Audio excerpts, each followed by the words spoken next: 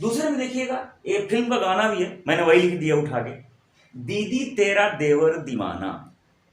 बड़ा शानदार सा फिल्म का गाना, आप लोग भी सुने होंगे।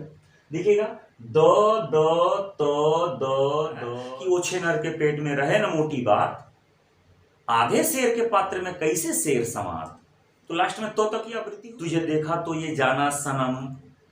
दूसरे लाइन में है प्यार होता है दीवाना सनम, तो सनम सनम की आवृत्ति हुई, ये अंत्यानुप्रास आप कह सकते हैं। गुड इवनिंग फ्रेंड्स, नमस्कार आदाब। हिंदी की क्लास में मैं फिर आ गया। पिछली वीडियो में अनुप्रास के दो भेद मैंने बताए थे, छेकानुप्रास और वृत्त्यानुप्रास। 3 बाकी रह गए थे और मैंने आपसे वादा किया है कि अलंकार पूरा पढ़ाऊंगा, तो फिर मैं आता क्यों नहीं, आ ही गया। तो उम्मीद करूं कि पिछले 2 अलंकार के जो मैं भेद अनुप्रास के बताए थे, 2 छेकानुप्रास और वृत्त्यानुप्रास, वो आपको समझ में आ गया होगा। तो जो कमेंट बॉक्स में लिख के जरूर बता दीजिएगा, ताकि मुझे लगे कि मैं कोशिश कर रहा हूं आपको समझाने की, वो मेरी कोशिश कामयाब है।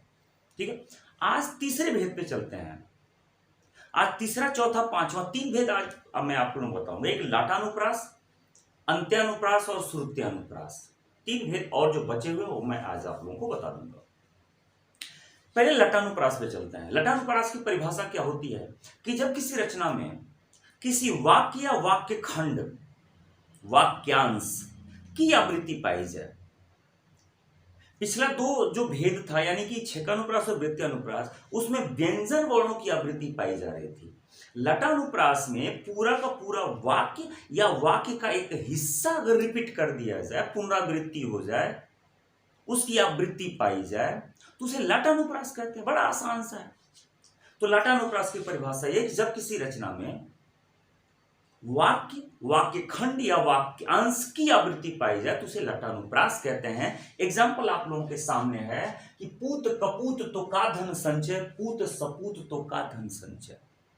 ये देखिएगा, ये 2 लाइन है, यानी कि 2 वाक्य, दोनों वाक्य की ही आवृत्ति कर दी गई। सिर्फ फर्क क्या है, यहाँ पे कपूत है, यहाँ पर सपूत है। बाकी टोटल का टोटल सब कुछ तो वाक्य पूरा का, अगर ये 2 शब्दों की बात अगर हटा दिया तो लगभग पूरा का पूरा वाक्य रिपीट कर दिया है। तो परिभाषा क्या कहता है कि वाक्य या वाक्य खंड या वाक्यांश की आवृत्ति पाई जाए, तो वाक्य खंड की आवृत्ति हो गई। पूत कपूत तो का धन संचय, पूत सपूत तो का धन संचय, ये लटानुप्रास हो गया। अगर पूत कपूत है तो धन संचय करने की क्या जरूरत है, अगर पूत सपूत है तो मुझे धन संचय करने की क्या जरूरत है, अगर पूत कपूत है तो मुझे धन संचय मैं किसके लिए करूं, क्यों करूं, वो सब बर्बाद कर देगा।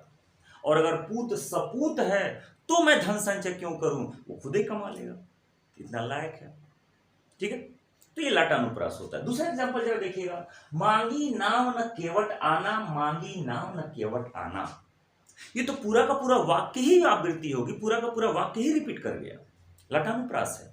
मांगी नाव नो केवट आना, मैंने नाव नहीं मांगी थी, सिर्फ केवट आना। दूसरे में देखिएगा, मांगी नाव नो केवट आना, यानी मैंने सिर्फ नाव मांगी है, केवट तुम मत आना। देखिएगा, थोड़े से कामा, जिसको हम लोग अल्प विराम कहते हैं हिंदी में, उस अल्प विराम का ये खेल है। नौ के एक बार बाद में विराम लगा, चिन्ह लगा हुआ है, एक बार 9 के पहले लगा हुआ है। मांगी नाव नौ, मैंने नाव नहीं मांगी है, केवट आना, सिर्फ तुम आना, केवट आना। यहां लिखा है मांगी नाव नौ केवट आना, यानी मैंने सिर्फ नाव मांगी है, केवट तुम मत आना। ये लटानुप्रास है। यहां देखिएगा, वही मनुष्य है जो मनुष्य के लिए मरे, यानी मनुष्य, ये वाक्य खंड, व्यंजन वर्ण नहीं, वाक्य खंड मनुष्य, वही मनुष्य है जो मनुष्य के लिए मरे, लटानुप्रास है।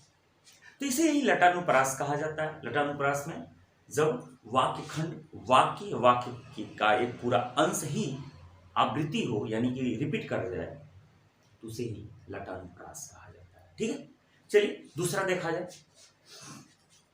तो देखिए, दूसरा जो आज का अलंकार का भेद, यानी कि कुल हम लोग चौथे पे पहुंच गए।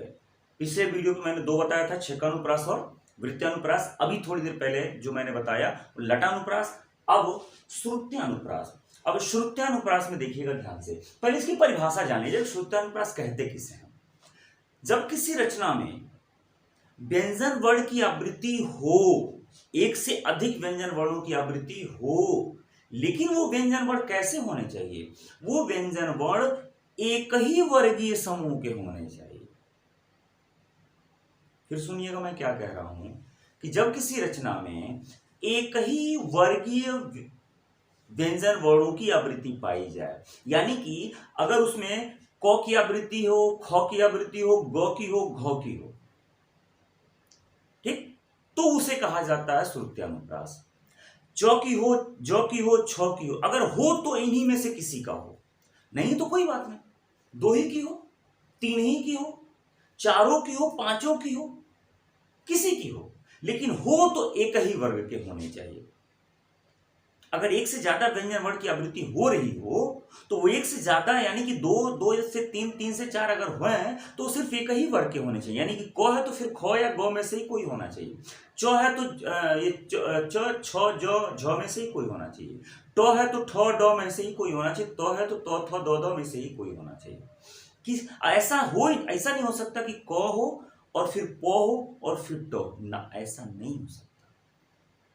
तो श्रुत्यानुप्रास उसे कहते हैं कि जब वो किसी रचना में एक ही वर्गीय व्यंजन वर्णों की आवृत्ति पाई जाए तो वहां पर श्रुत्यानुप्रास कहलाता है।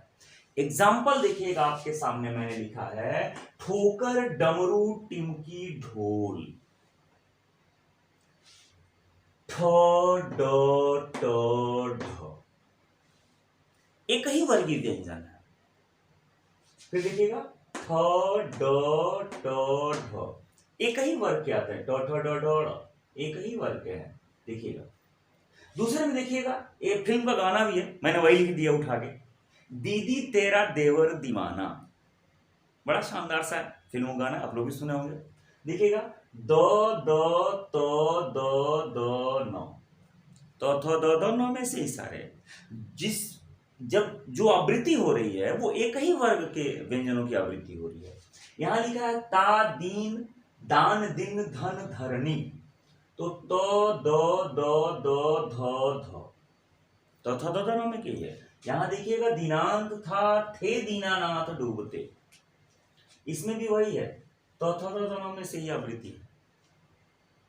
तो श्रुत्यानुप्रास से ही कहा जाता है कि जो आवृत्ति हो वो एक ही वर्ग के व्यंजन उसमें आने चाहिए, इसे श्रुत्यानुप्रास कहा जाता है। अब चौथे पे चलते हैं, चौथे पे नहीं, पांचवें भेद पे चलते हैं। जो पांचवा भेद हमारा होता है वो है अंत्यानुप्रास। ठीक है, चार मैंने आप लोगों को बता दिया, लटानुप्रास, श्रुत्यानुप्रास, आज और फिर अब है अंत्यानुप्रास। अंत्यानुप्रास और दो पिछले वीडियो मैंने बता रखा है, छेकानुप्रास और वृत्यानुप्रास। अब अंत्यानुप्रास सुनिएगा, ये बड़ा विवादित है। विवादित का मतलब है कि यहां से प्रश्न बनते ही नहीं। अब क्यों नहीं बनते हैं, अभी आप देख लीजिए क्यों नहीं बनते हैं। अंत्यानुप्रास का मतलब ये होता है कि जब किसी रचना में अंतिम व्यंजन वर्ण की आवृत्ति पाई जाए, अंतिम व्यंजन वर्ण की आवृत्ति पाई जाए, यानी कि जब कोई रचना हम लिखते लिखते जाते हैं तो यहाँ पर जो व्यंजन वर्ण हो वही दूसरे लाइन में लिखते लिखते आएंगे तो यहाँ पे जो व्यंजन वर्ण हो तो अंतिम व्यंजन वर्णों की आवृत्ति पाई जाए, इसे कहते हैं अंत्यानुप्रास। मामला यहाँ आके फंस जाता है कि हिंदी के लगभग 99% जितने भी श्लोक है, चाहे जो भी अलंकार का क्यों ना हो, इसे हिंदी में तुक कहा जाता है। अगर यहां पर जिस व्यंजन वर्ण हो वही व्यंजन वर्ण यहां तो उसे तुक कहा जाता है। तुक तुक, तो अगर तुक होता है तो रचना अच्छी बनती है। तो हिंदी के जितने भी रचनाएं होती हैं वो उसमें 99% की बात करें, सब में तुक पाया जाता है, सब में वो पुनरावृत्ति होती है। ठीक है, जैसे अगर कह रहीमन पानी राखिए बिन पानी सब सून, न आ गया। दूसरे लाइन में कहता है पानी गए नो बड़े मोती मानुष चून, इसलिए अलंकार के एग्जाम्पल है, लेकिन है इसमें भी पुनरावृत्ति हो रही है। ठीक है, एक दृष्टांत अलंकार का एग्जाम्पल ले लीजिए, चलिए दृष्टांत यमक का ले लीजिए, कनक कनकते सो गुनी मादकता अधिकाय। दूसरे लाइन में कहता है वा खाए बोराय वा पाए बोराय। दृष्टांत अलंकार के एग्जाम्पल लीजिए, कोई भी एग्जाम्पल लीजिएगा। दृष्टांत अलंकार कहता है कि ओछे नर के पेट में रहे न मोटी बात, आधे शेर के पात्र में कैसे शेर समात, तो लास्ट में तो की आवृत्ति हो रही है। तो कहने का मतलब यह है कि हिंदी के सभी रचनाओं में लगभग लगभग मैं 99 की बात कर रहा हूं, 99% की पुनरावृत्ति तो सब में हो, तो सबके सब हो गया अंत्यानुप्रास। ठीक है, जैसे एग्जांपल एक फिल्म का गाना है, तुझे देखा तो ये जाना सनम, दूसरे लाइन में है प्यार होता है दीवाना सनम, तो सनम सनम की आवृत्ति हुई, ये अंत्यानुप्रास आप कह सकते हैं। ठीक, अब इस तरीके से आप देखेंगे तो सबके लास्ट में कोई ना कोई तुक आएगा, कोई रचना जब होगी तो सब सारी रचनाओं में तुक होता है। हाँ, अब आप कहेंगे कि सर हम तो कहेंगे किसमें, अब जब रहीमन पानी राखी दे दे तो श्लेष कहेंगे कि अंत्यानुप्रास कहेंगे, ओछे नर के पेट में रहे न मोटी बात अगर ये दे तो हम दृष्टांत कहेंगे कि आपका ये अंत्यानुप्रास कहेंगे। तो अब मैं आपको बता रहा हूं कहना करना क्या है आपको, जब भी इस टाइप का कोई भी एग्जाम्पल दे देगा तो फिर वहां श्लेष यमक या दृष्टांत या मानवीकरण ऐसा कोई ऑप्शन में नहीं होगा। ऑप्शन में क्या होगा, छेकानुप्रास, वृत्त्यानुप्रास, श्रुत्यानुप्रास, अंत्यानुप्रास का ऑप्शन होगा। ये जब ऐसे जब प्रश्न पूछा जाता है, किसी भी रचना को उठा के रख दिया तो फिर वहां पर जब ऑप्शन होगा तो ऑप्शन में यही छेकानुप्रास, वृत्त्यानुप्रास, अंत्यानुप्रास, श्रुत्यानुप्रास ही होता है। ठीक है, इसलिए आसान है, ये पूछा नहीं जाता है जनरली, लेकिन पूछ देता है तो बहुत आसान होता है। क्यों आसान होता है, फिर मैं पांचों का भेद देखिएगा, बारी बारी बता रहा हूं। मैंने छेकानुप्रास बताया, छेकानुप्रास में मैंने बताया था कि आवृत्ति सिर्फ एक बार हो तो उसे छेकानुप्रास कहते हैं, एक से ज्यादा बार हो तो उसे वृत्त्यानुप्रास कहते हैं, पूरा वाक्य ही रिपीट कर जाए तो उसे लाटानुप्रास कहते हैं, और एक ही वर्गीय व्यंजनों की आवृत्ति हो तो उसे श्रुत्यानुप्रास कहते हैं, और आखिर में जाके अगर आवृत्ति हो रही हो, सबसे लास्ट वाला व्यंजन वर्ग की आवृत्ति हो तो उसे ही अंत्यानुप्रास कहा जाता है। ये अनुप्रास के 5 भेद। ठीक है, तो उम्मीद करो समझ में तो आई गया होगा। नहीं समझ में आया तो कमेंट करके जरूर बताइएगा इसमें कौन सी बात आपको नहीं समझ में आई। ठीक है, कमेंट करके बताइए, और जाते जाते वीडियो को लाइक करके जाइएगा। अगर अच्छा लगा मेरी मेहनत, अगर आपको लगती है कि मेरी मेहनत कामयाब हुई आपके लिए तो वीडियो को लाइक कीजिए। ठीक है, मिलते हैं फिर अगले वीडियो पे, तब तक के लिए अपना ख्याल रखिए।